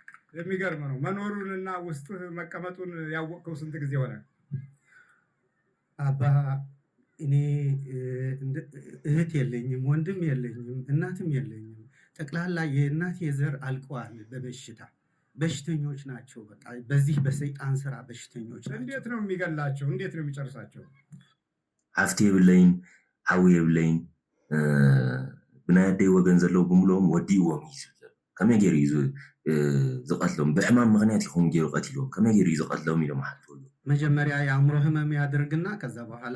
አድክሞ ጊዜ አስረዝሞ ይወስዳቸዋል። ጊዜ ያስረዝማል፣ በጣም ጊዜ ያስረዝማል። አእምሯቸውን ነው መጀመሪያ የሚይዘው። አእምሯቸውን ይዘው በቃ ያበራቸዋል። ስንቶቹን ነው እንዲህ ያደርገው? 3 አሁን 1 ወንድና 2 ሴት። አለ እድሜያቸው ነው? አለ እድሜያቸው ከህፃንነት ጀምረው ነው የሚከታተላቸው። እኔ ደህና የምባለው እኔ ነኝ። እኔንም ብዙ ችግር አለብኝ፣ ግን አሁን እግዚአብሔር ይመስገን የእግዚአብሔርን ማንነት አውቄያለሁ። ከሰይጣን ክህደት ከእግዚአብሔር ማንነት ተጠግቻለሁ። እዚ ሪኢኹሞ ርእሶም ኣሕሚሙ ኣብዚ ዕድሜዮም እዩ ዝወስዶም። ናይ ዛር መንፈስ ስለ ዝኾነ ካብ ብህፃንነቶም እዩ ዝከታተሎም ዝብል ዘሎ። ኣነ ከማኒ ዘበልኩ ኣነን ባዕለይ ሽግር ኣለኒ፣ ግን እግዚአብሔር ይመስገን ሕጂ ናብ ናይ እግዚአብሔር መገዲ ስለ ዝኣተኹ ናብ ናይ እግዚአብሔር መስመር ስለ ዝመፃኹ ካብ ሰይጣን ኣምሊጠ እዩ ዝብል ዘሎ። እዚ ሪኢኹሞ በዚ ነዚ ኢና ንቕልደሉ። ስለ መናፍሲ ኣይትዛረቡ 10 ግዜ መንፈስ ኣይትበሉ። ናትና ሰብ እኮ ሓንቲ ሽግር የብሉን። ተጠንቀቁ ካብዚ ትምህርቲ እዚ። እዞም ግርማ ዝበሃሉ ሰብኣይ ትክክል ኣይኮኑ። ሽሞም እንኳን ንባዕሉ ከመይ ዘንጢሎም እግዚአብሔር ልቦና ያቦም ነቶም ከምኡ ዝብሉ ሰባት ግን ከምዚ ክብሉ ከለዉ ንመን እዮም ዝላገፅሉ? ንመን እዮም ንኸይድሕን ዝዋግእዎ ዘለው? ከምዚ ዝበሉ ንዝተሸገርና ሰባት ብከምዚ ንዝወደቕና ሰባት ንኸይንድሕን ዕንቅፋት ይኾኑና።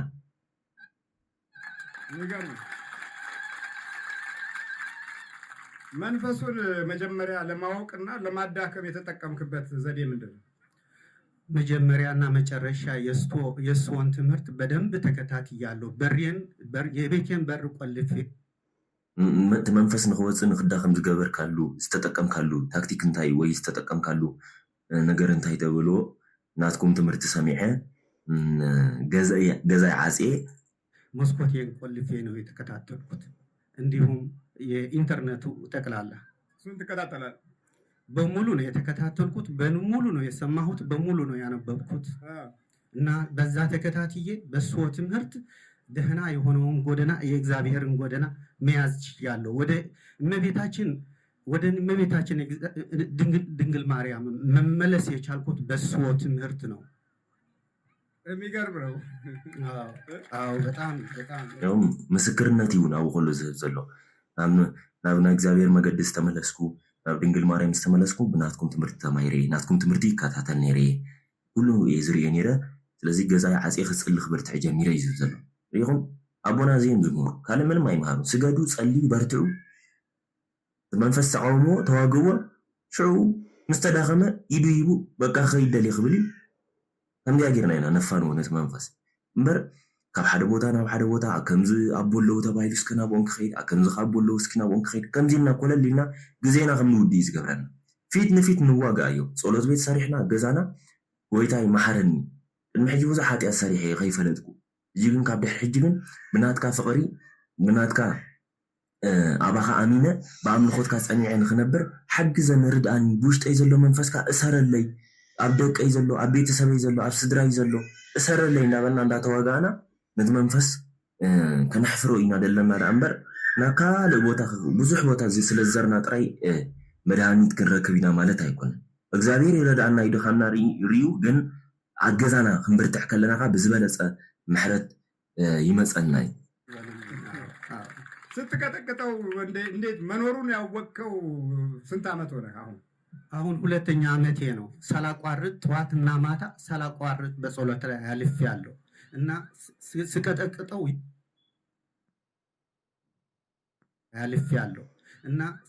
ስቀጠቅጠው ይወረኛል ሰውነቴ። ልክ እባብ እንደሚዘዋወር ሰውነቴ ላይ ይሰማኛል። አዎ መቁጠሪያው 5 ነገሮችን ታገኛላችሁ። 5 ምልክቶችን። በመጀመሪያ ስትመቱት መብላት ሰውነታችሁን ይበላችኋል። እሱ ክቅጥቅጥ ከሎ ከምኡ ክብርትዕ ከሎ ብፍላይ መቁፀርያ ገይረ ክቅጥቅጦ ከለውስ ሰብነተይ ኣብ ሰብነተይ ከምዚ ውርር ይዘብለን ልክዕ ተመን ከም ዝኸይድ ዘሎ ኮይኑ ይስማዓኒ እዩ ዝብል ዘሎ እሶም ኣቦናኻ መብርህ እዮም ድብሉ ዘለዉ መቁፀርያ ክትሃርሙ ከለኹም 5 ነገር ምልክት ኣለዎ መጀመርያ ይበልዓኩም ይብሉ ኣለዉ እንድሕር በሊዕኩም ከም ዘለዎ ምልክት እዩ እሱ ሁለተኛ ስትቀጠቅጡት መልኩ እንትኖቹ መንፈሶቹ ባህሪያቸው ስለሚለያይ ነው ሁለተኛ ካልኣይ ክትቅጥቅጥዎ ከለኹም ከዓ የቃፅለኩም እዚ 5 ዓይነት ባህሪ ዝተፈላለዩ ዘርእይዎ እቶም መናፍስቲ ንባዕሎም ዝተፈላለዩ ስለ ዝኾኑ እዩ አለ በቃ አለ ማለት ነው ሶስተኛ ስትመቱት መውረር ነው መውረር ውርር ያደርጋል በኢየሱስ ክርስቶስ ስም ብላችሁ ስትመቱት መውረር ነው ሳልሳይ ከምዚ ውርር ነገር ከብለኩም እንድሕር ወሪድኩም ኣሎ ማለት እዩ እዚ ምልክታት እንድሕር ኢኹም ከም ዘሎ ምልክት እዮም ዘሎ አራተኛ ስትቀጠቅጡ ስትመቱት ድንጋይ የምትመቱ ይመስላችኋል ሰውነታችሁ ነው ትራባይ ልክዕ ከም እምኒ ዝኸውን እንዳቀጥቀጥኩም እንዳሃረምኩም ከለኹም ዋላ ግንዝዝ የብለኩም ምንም አይስማዓኩም ሆነ እንደ ድንጋይ ይሆናል የዚህ ጊዜም አለ ማለት ነው አምስተኛ ስትመቱት በሰውነት ውስጥ መሄድ ነው እዚ ተሓምሻይ ማለት እዩ ተሓምሻይ ክትቅጥቅጦ ከለኹም ይንቀሳቀስ ኣብ ርእስኩም ዝነበረ ከም ዝፈለኽለኽ እንዳበለ ናብ እግርኩም ገለ ይቃየር ቦታ ይቃየር ማለት እዩ ብስላሴ ስም ተሃሰር ቦታ ተቃየር ዘለኻ ኣብ ሕቆይ ካርን ከለኹ ናብ እግረይ ካርን ከለኹ ንላዕሊ ዳደይብካ ተሸግረን ዘለኻ ጠጠው ኣብል ስራሕኻ ተሃሰር እንዳበልኩም ክትቅጥቅጥዎ ኣለኩም ይጋልባል በቃ የሆነ ጁ ሲል ይሄ ምንድነው የሚሯሯጠው ትላል ለመጀመሪያዎች ደግሞ ያስደነግጣቸዋል ብለው መቁጠሪያውን እባብ ነው ብለው ያስቀምጡታል ይሄ ነገር እባብ ሳይሆን አይቀርም እባብ አስመስሎም ያሳያቸዋል አንገታችሁ ላይ አርጋችሁ ስታድሩ እባብ የተጠመጠመ እዚ እንታይ ዝዘለው ንገለገሊኦም ፍላይ ጀመርት ዝኾኑ ከምኡ ምልክት ክሪኡ ከለው እዚ ሽግር ኣሎ ተመን ይዝብሉ ጨራሽ ኣብ ክሳድኩም ጌርኩም መቁፀርያ ክድቅሱ ከለኹም ከም ተመናት ኣብ ክሳድኩም ዝተጠምጠመኩም ኣምሲሉ ይዘርእየኩም እቲ መንፈስ ኣምሲሉ ከርእየኩም ከሎ ንኽትቋርፅዎ ንኽትገድፍዎ እምበር ክትብርትዑ ኢኹም ዘለኩም ማለት እዩ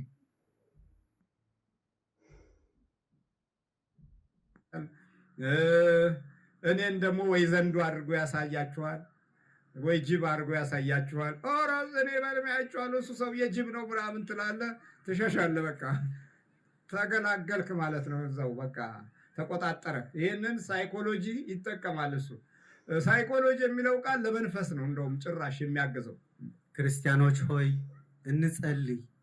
እንጸልይ ጥሩውን መንገድ ደህናውን መንገድ እንከታተል የእግዚአብሔርን መንገድ እንያዝ አንለያይ እኛ ኤርትራ ኢትዮጵያ በፖለቲካ ብንለያይም በኃያሉ እግዚአብሔር አንድ ነን እና አንድነታችንን ይጠንክር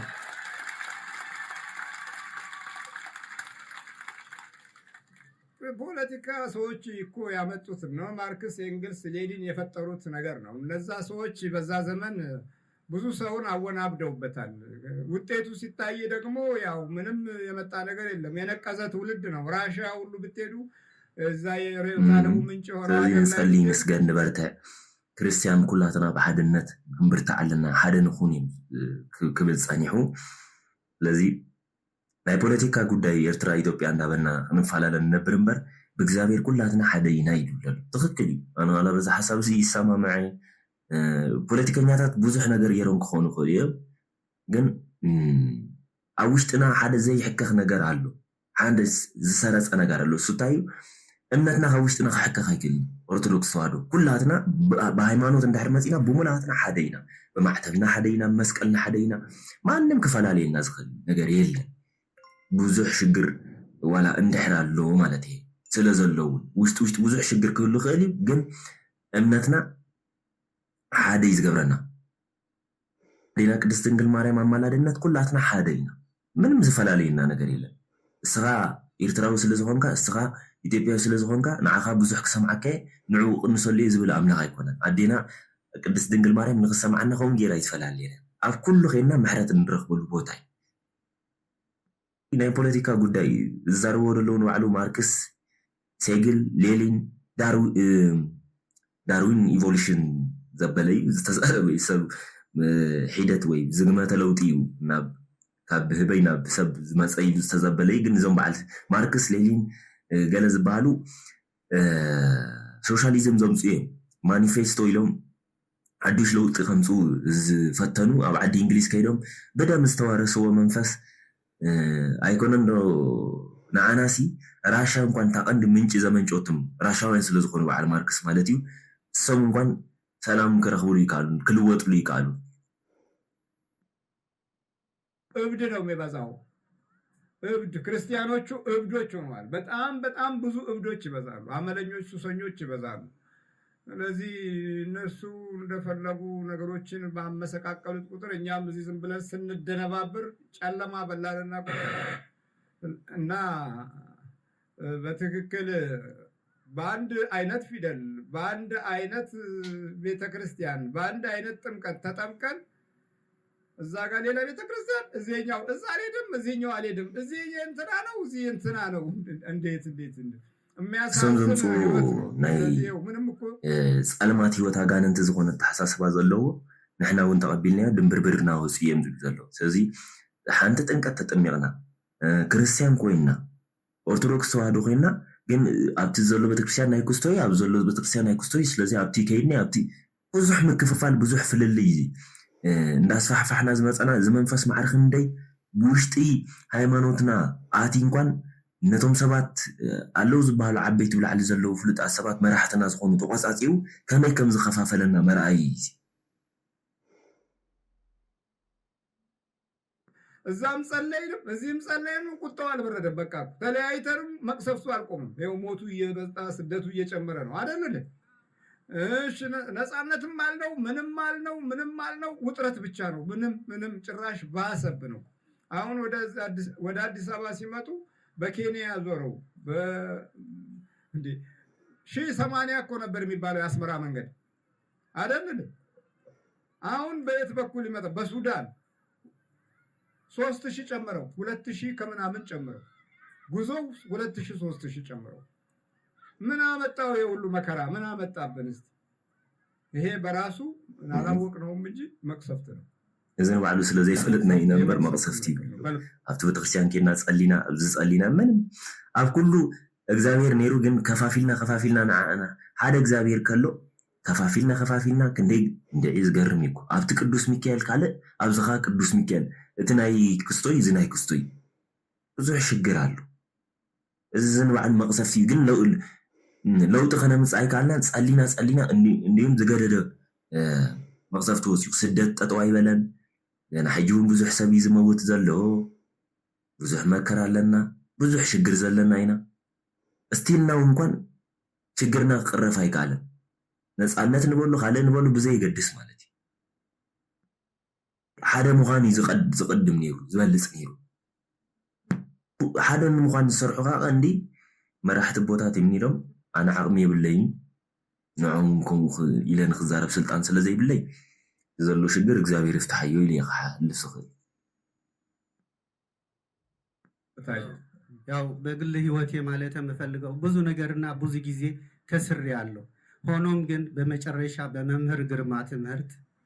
ወደ እግዚአብሔር መንገድና ወደ እግዚአብሔር መንፈስ ስለተመለስኩኝ በዳግመኛው እግዚአብሔርን አመሰግናለሁ። አመስግኑልኝ። እሺ በርታ እግዚአብሔር ካንተ ጋር ይሁን። በርታ ሰም ንባዕሎም ከድሕኑ ከለውስ ኤርትራዊ ይኽብሎም ከሎ ስኻ ኤርትራዊ ኢኻ ተመለስ ኣይብሉ ኣይመረፁን። ሰብ ምዃን ጥራይ ዝርኢ ሂማኖት ይድበሃል እዚ ሂማን ራይት ኢሎም ሎሚ ክንደይ ግፍዒ ዋላ ተሰርሕሉ ሂማን ራይት ብዝብል ብዙሕ ግፍዒ ይስራሕ ሰብኣውነት ብዝብል ሽም ማለት እዩ። ዲያብሎስ ኣብኡ ኣትዩ እውን ስርሑ ይሰርሕ። እዞም ናይ ኢሉሚናቲ ዝበሃሉ ማሕበር ሰክረት ሶሳይቲ ብዙሕ ዝሰርሕዎ ስራሕ ኣሎ ሂማን ራይት ብዝብል ሰብኣውነት እንዳበሉ ግን ኣብ ልዕሊ ደቂ ሰባት ብዙሕ ግፍዒ ዘውርዱ ከዓ ንሶም እዮም እቶም ናይ ሰብኣውነት ማሕበር ጠጠው ዘበሉ ወይ ዝመስረቱ ማለት እዩ። እዚ መጀመርያ ሰብ ናብ እግዚአብሔር ክቐርብ ከሎ ንደቂ ሰባት ንካልኦት ከምኡ ዝኾኑ ደቂ ኣዳም ክሪኦም ከሎ ሰብ ምዃኖም ጥራይ ዝርኢ እምበር ስኻ ወዲ ክርስቶስ ስኻ ከምዚ ኢኻ ኢሉ ይኮነን ዝርኢ ኣየድልን እውን ክርስቶስ መፂኡ ከድሕነና ክመፅእ ከሎ ኣይመረፀን አጽ ዝነበረ መሪጽ ወይ ካብ ቀራጺ ዘማዊት ዝነበረ ታድሒኑ ወይ ካብ ብዙሕ ነገር ዝነበሩ ሰባት አድሒኑ ስለዚህ አላን ጥራይ ኮነን ከድሕን ማለት ሽሙን በዓል መድኃኒ ዓለም ዝተባለ ብኾኑ ናይ ዓለም መድኃኒት ዝኾነ ማለት ግን ተፋላሊና ተኸፋፊልና ብጣዕሚ ይዘሕዝ አጆሃ ማዓረ አጆሃ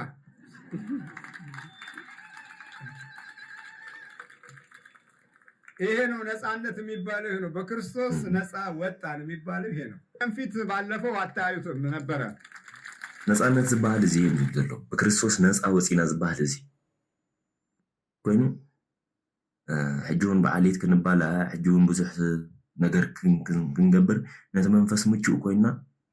ንመልክዕና ኢና ዝዋገአና ማለት እዩ ረይዎ እስኪ ኣብ ነፍሲ ወከፍ ኣብ ሚድያ ተስተቢልኩም ሲ ኩሎም ንሃገሮም ዝተቆርቆሩ እዮም ዝመስሉ እዮም ብዙሕ ሽግር ዘለዎም ሰባት ዝመርዎ ትምህርቲ ሓደገኛ ዝኾነ መርዚ ዝኾነ ትምህርቲ እዮም ዘመሓላልፉ ኣሸጋሪ እዩ ብጣዕሚ ናብቲ መወዳእታ ዝበልኩም ሕቶታት ክመፀልኩም ናብቲ ዝሓትትኩምን ማለት እዩ ተገዲስካ ቅድሚ ሕጂ መሊሳላ ስለ ዝነበርኩ ይመስለኒ ማይ ጨሎት ክሕፀብ ከለኹ ቅባ ቅዱስ ክቅባእ ከለኹ መንፈስ ተጋሊፁ 2 ወርሒ ገይሩ ግን የዊ ብጣዕሚ ይበኪ እዩ ክዛረብ ኣይካለም ብሕልመይ ተደጋጋሚ መምር ግርማ ክፋንውለይ ብፀጉራኣትየ ሓንሳብ እንዳበኸየት ለሚናቶ ኣምላኽ ሰሚዕዋ እዩ ተቃፂለ ይብል ግን ክዛረብ ክወፅእ ኣይካለን በጃኸ ንእሽተይ ምክራበኒ እዚ እንታይ እዩ ዝበዝሕ ግዜ ዝተጋለፀ መንፈስ ክወፅእ እንድሕር ዘይኪሉ ዝኾነ ደካማ ጎንና ዝረኸቡ ነገር ኣሎ ተጋሊፂት መንፈስ ተታሒዙሎ ግን ዝኾነ ደካማ ጎን ወይ ሓሚት ክኸውን ይኽእል እዩ ወይ ዝተፈላለዩ ኤሮቲክ ዝኾነ ፊልምታት ንርኢ ንኸውን ክንከውን ነቲ መንፈስ ምቹእ ዘበለ ወይ ቂም መሓዝ እዚታት ነቲ መንፈስ ዕድል ስለ ዝህቦ ተጋሊፁሎ ግን ክወፅእ ኣይካለን ንምንታይ ንኸይወፅእ እዚ ቂም ምሕማይ ገለ ቦታ ሂብዎ ኣሎ ማለት እዩ ስለዚ ነዚ ከምዚ ዓይነት መንፈስ መጀመርያ ካብ ልቢ ዝተሰበረ ንስሓ ክንኣቱ ኣለና መጀመርያ ዝተረፈና ነገር ንኣብነት ኣብ ፀበል ማይ ጨሎት ማለት እዩ 6 ወርሒ 3 ወርሒ ዝስውሮም ሰባት ምሽ ኣለዉ ሙሉ ብምሉ ዝስውሮም ንስሓ ንኸይኣትዉ ይስውሮም ከምኡ ገይሩ ልክዕ ንስሓ ምስ ኣትዉ ግን እቲ መንፈስ ይእሰር እዩ በቃ ኸይደ እዩ ዝብል ስለዚ ዝተረፈና ንስሓ ዘይኣተናሉ ክህሉ እውን ስለ ዝኽእል ወይ ክህልወኪ ስለ ዝኽእል ዝሓፍተይ ንስሓ እተው ኢኺ ዝተረፈኪ ነገር እንድሕር ኣሎ ዝዘከርክዮ ፅሒፍኪ ንስሓ እተው ኢኺ ብድሕሪ ከዓ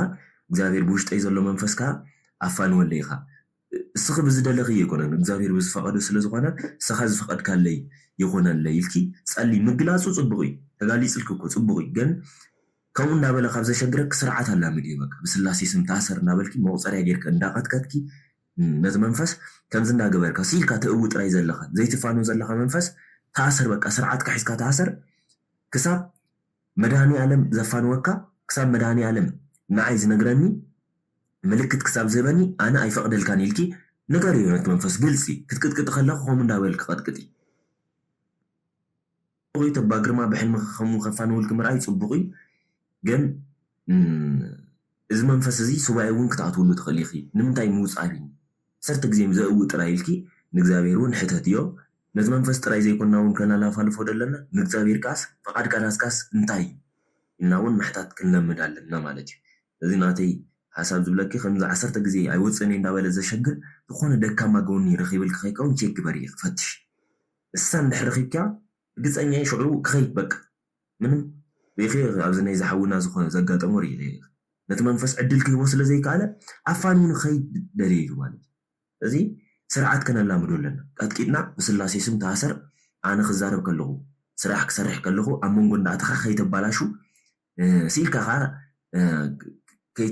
ከይትብል ታሪኸይ ናተይ ምስጢር እንዳውፀኻ ንዓይ ሰዊርካ ከም ትዛረብ ዘለካ መንፈስ ተኣሰር በቃ ምንም ኣይድልካኒ ተዛረብ ኣብ ዝበልኩኻ ክትዛረብ ኢኻ ጠጠው ኣብል ኣብ ዝበልኩኻ ጠጠው ከተብል ኢኻ እዚ ግን ብናተይ ስልጣን ኣይኮንኩን ዝዘካ ዘለኹ ብናይ ስላሴ ስልጣን እዩ ዝዘካ ዘለኹ ብኣብ ብወልድ በመንፈስ ቅዱስ ብስላሴ ስም ተኣሰር እናበልኪ ተቃወሚዮ ማለት እዩ ከምዚ እንድሕር ጌርኪ መንፈስ እንዳተዳኸመ ዓቕሚ እንዳሰኣነ ስለ ዝመፅእ ታሽሙ እንዳተዳኸመ ክኸደልኪ ማለት እዩ ብጣዕሚ ክጠቕመኪ ዝበልኩ ነገር እንድሕር ጌርክዮ ካልእ ሓንቲ ሓፍተይ ከዓ እዚ ጨለ ዝብል ቃል ሲ ብትግርኛ ከም ሕራይ እሺ እናተጠቀምናሉ ዓብዪ ብፍላይ ኣብ ትግራይ እሺ ክንብል ከለና ጨለ ንብል እና ኣባ ግርማ ከዓ ሰማዕኮ ጨለ ጋኒን ምዃኑ ጨለ ጋኒን ማለት ዘይኮነ ዝሓፍተይ ትኽክል ኢኺ ኣብ ትግራይ ጨለ ንሕራይ ጨለ ዝብል ቃል ኣሎ ግን ከመይ መሲልኪ ጨለ ማለት እቲ ዕንቁይ ትዛዕጎል እዩ ጨለ ዝበሃል እቲ ዳ እምበር ጨለ መንፈስ ኣይኮነን ግን ኣብቲ ንብረት ዓሪፉ ሽም ወሲድዎ ንኣብነት ብቐሊሉ ከረዳእኩም ሱፐርማርኬት ከም ዝበልኩም ኣባድር ድብል ሓደ ግዜ እውን ተንኪፈልኩም ነይረ ኣባድር ጾም ማታሳድር ኢሎም ዝምለኽ መንፈስ ኣሎ ብፍላይ በኣማራ ክልል ማለት እዩ ኣባድር ጾም ዘይተሕድር ማለት እዩ እዚ ኣባድር ዝብል ሽም ወሲዱ እዩ ተጠቂሙሉ እምበር እቲ መንፈስ ኣባድር ስለ ዝኾነ ይኮነን ሽሙ ግን ሽም ይወስድ እዩ ታየ ከራማ ድበሃል ሕጂ ታየ ከራማ ድበሃል ሰብኣይ ነይሩ 19 ከባቢ 9ታት እዩ ኣብ 9ታት ዝነበረ ሰብኣይ ናይ ደርጊ ወታደር ዝነበረ እዩ ታየ ከራማ ይበሃል ነይሩ ዳሕራይ ናብ ዓዱ ተመሊሱ ጠንቋሊ ኮይኑ ሰብ ከምልኾ ምስ ጀመረ ብኡ ገይሩ ታየ ከራማ ተባሂሉ እቲ መንፈስ ማለት እዩ ከምኡ ወሲድዎ ዳ እምበር ሽግር ዘለዎ ኮይኑ ይኮነን ማለት እዩ ጨለ ሕራይ ምባል እንድሕር ኮይኑ ትርጉሙ ንምንታይ ዕላማ ኢልናዮ እዩ ትሕቶ እምበር ቃላት ኣይኮነን ንኣብነት ሕጂ በጃ ዝበሃል መስዋእቲ ዝቐርበሉ ኣሎ ቆልዓ ይሓምም ወይ ዝኾነ ሽግር ይወርድ እሞ በጃ ተባሂሉ ወይ ደሮ ይሕረደሉ ወይ ጥጥቆ ተገይሩ ታሽሙ በጃኻ ግደፎ ከም ማለት እዩ በጃ ኩነሉ በጃ ማለት በጃ ሓሊፉ በጃ ክስቶ ሓሊፉ ገለ ምሽ ንብሎ ኣለና ልክዕ ከምኡ በጃኻ ተባሂሉ ክልም ስለዚ ግብሪ ዝገበርናልካስ ንዑ ነቲ ቆልዓ ግደፎ ማለት እዩ ስለዚ ንኣብነት ንሓደ ሰብካ ካብ ገዛ ምውፃእ ኣታ በጃኺ ንዕና ይስከ ንብሎ ምሽ እቲ ቃላት ሕጂ በጃን ምስታ በጃኻ ዝብል ዝተተሓሓዘ ነገር ኣሎ ግን ስለዚ በጃ ነቲ መንፈስ ከምኡ ጌሮም ቀደም ይልምንዎ ነይሮም እሞ በጃኻ ዝብል ቃል ክንጥቀመሉ የብልናን ክንብል ኣይንኽእል ኢና እንታይ ዳ ንምንታይ ዕላማ ኢና ንጥቀመሉ እዩ ኣነ ብከምኡ እየ ዝሪኦ እሱ እውን ተሓቂ ማለት እዩ ከም ናይ ዝሓውን ኣሰማህርናይ ግን ምፍልላይ ፅቡቅ ከም ዘይኮነ ሓድነት ከም ዘዋፀና ኣብ ነፍሲ ወከፍ ነንሕድሕድና ክርስቲያን ማለት እዩ ናብ ካልእ ናብ ፖለቲካ ነገር ክትወስዱለ ኣይደልን እየ ኣነ እውን ስለዘይደልዮ እቲ ነገር እቲ ብናይ ፖለቲካ ውሽጢ ዝስራሕ ሴራ ብዙሕ ኮንስፓይረሲ ቲዮሪ ኣሎ ግን ግዜውን መዓልትን ስለዘይኮነ ዘይተዛረብ ኩሉ ማለት እዩ ክርስቲያን ሓደ ክንከውን ከም ዘለና ፍልሊ ክንፈላለ ከም ዘይብልና ፖለቲከኛታት እዮም ፈላልዮምና እምበር ክርስቲያን ነንሕድሕድና ግን ክንዳጋገፍ ከም ዘለና ብፀሎት ህይወት ብናይ ስግዳን ህይወት ክንዳጋገፍ ከም ዘለና ስኻ ከምዚኻ ኢልና ነንሕድሕድና ክንፈላለ ከም ዘይብልና በዚ ትምህርቲ እዚ ርኢና ኣለና ሓደ ካልኣይ ናይ ዛር መንፈስ ማዕረ ክንደይ ተኸታቲሉ ህይወትና ከም ዘባላሹ ኣሕዋት እንኳን ንባዕሉ ከመይ ከም ዝወድኦም ርኢኹም እውን ኢኹም ከሎ ምስክር እውን ባዕሉ ይህብ መወዳእታ ዛር መንፈስ ዓሌትና ናዘይ ዘረዮም እንዳበለ ከመይ ከም ዝፈታተነና ከመይ ከም ዝዋገአና ርኢኹም ኣለኹም ካልእ እዚ ሽግር እዚ ኣባ ግርማ ዝበዝሑ ኣብዚ ዓዲ እውን ስለ ዘለዉ ነዞም ኣብዚ ዓዲ ዘለዉ ክፍውስ ክንርኢ ከለና ናትና ሰብ ሽግር ዘለዎ ጥራይ ሽግር ዘይብሉ ጌርና ንወስዶ እንድሕር ኮይንና ፅቡቅ ኣይኮነ ናትና ሰብ እውን ብዙሕ ተሸጊር እዩ ከምዚ ገይሩ ነቲ መናፍስቲ ዘጋልፆ ሰብ ወይ ዘጋልፆ ኣቦ ስለ ዝተሰኣነ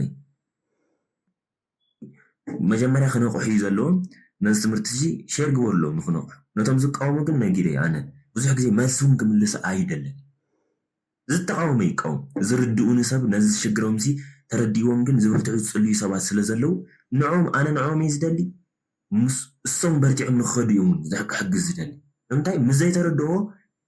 ኣረዳእኒ ኢሉ ኦፐን ማይንድ ኮይኑ ንዝመፅእ ሰብ ሽግር የብለይ ግን ንኸይርዳእ ዝተረድአ ሰብ ግን ከመይ ጌርና ንክንር ብጣዕሚ ከቢድ እዩ ክድሕኑ ዘለዎም ሰባት ግዜና እዮም ዘጥፉና ማለት እዩ እሞ ይከራኸሩ ፀገም የብሉን ተደልዮም ምሶም ጠንቋል እዮም ይበሉ ተደልዮም እዚ ትምህርቲ ዝመረኩም ዘሎ ትኽክል ይበሉ ምርጫኦም እዩ ድሌቶም ፍርዱ ግን ካብ መን ነፍሲ ወከፍ ሰብ ከከም ግብሩ ክፈድዩ ክመፅእ ኢሉ ጎይታናን መድሓናን ኢየሱስ ክርስቶስ ራእይ ዮሃንስ ምዕራፍ 22 ቁጥሪ 11 ዋጋ ክኸፍሉሉ እዮም ማለት እዩ ነፍሲ ወከፍ ሰብ ዋጋና እግዚኣብሔር ክህበና እዩ ነፍሲ ወከፍ ዝገበርናዮ ነገር ማለት እዩ እና ትፃድቅ ይፅድቅ ትርኩስ ይርከስ ማለት ነፃነት ተዋሂብና እዩ ትክዛረብ ዝደሊ ይዛረብ ትጠንቋልዮም ክብል ዝደሊ ይበል ዋግኡ ዳሕራይ ክረኽቦ ምንም ሽግር የብሉ ትጨነቕሉ በዚ ንሱ ንኽብለኩም ኢለ እዚ ቻነል እዚ ግን ኣፋልጥዎ ብዝተኻለኩም መጠን ብዙሕ ሰብ ንቐንቕሓሉ ዝሕግዝ ቻነል ስለ ዝኾነ ማለት እዩ